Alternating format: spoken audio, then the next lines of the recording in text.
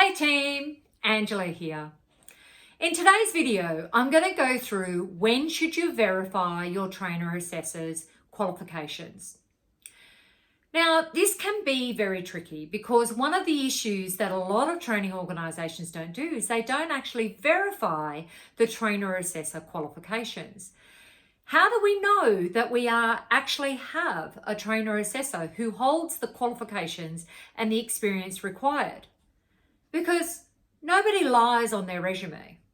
Well, sometimes.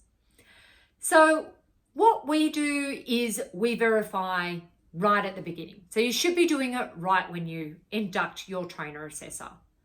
So I'm going to give you an example of what can happen if you don't verify your trainers and assessors qualification. A couple of years back, I was at an audit with a client. We were preparing them for an ASCA audit. And when we were going through the trainer assessor files, I identified that the trainer assessor that they had, which was delivering aged care work, had got their certificate 4 in training and assessment. A month later, got their certificate 3 in individual support. And then a month later, had commenced training with this RTO.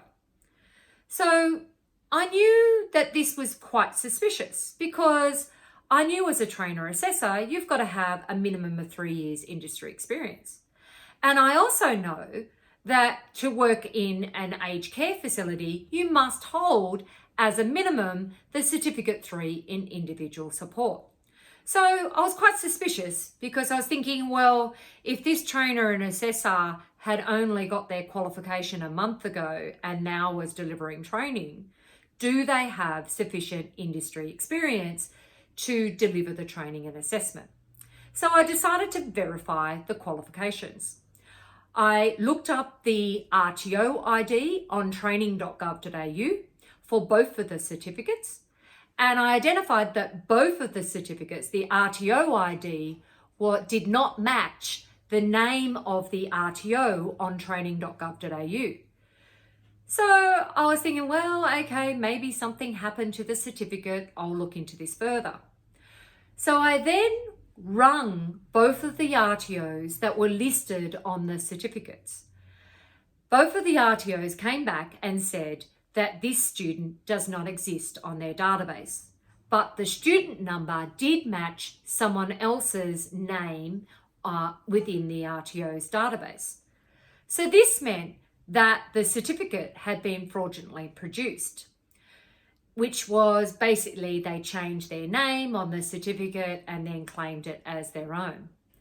Now, the risk is these guys were preparing for an ASCA audit. But the big thing was that this trainer assessor had been working within the RTO for over a year.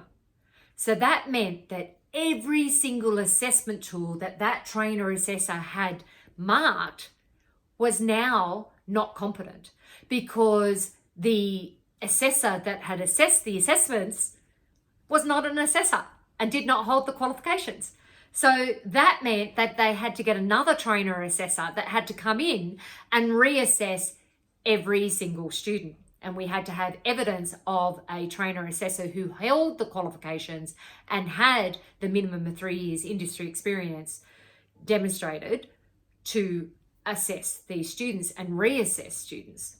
Now, as you could guess, this is quite time consuming. Cost a bit of money because we had to get another trainer assessor to come in and mark the assessments. And we were short on time because we had an ASCA audit looming. So why do you verify and when do you verify?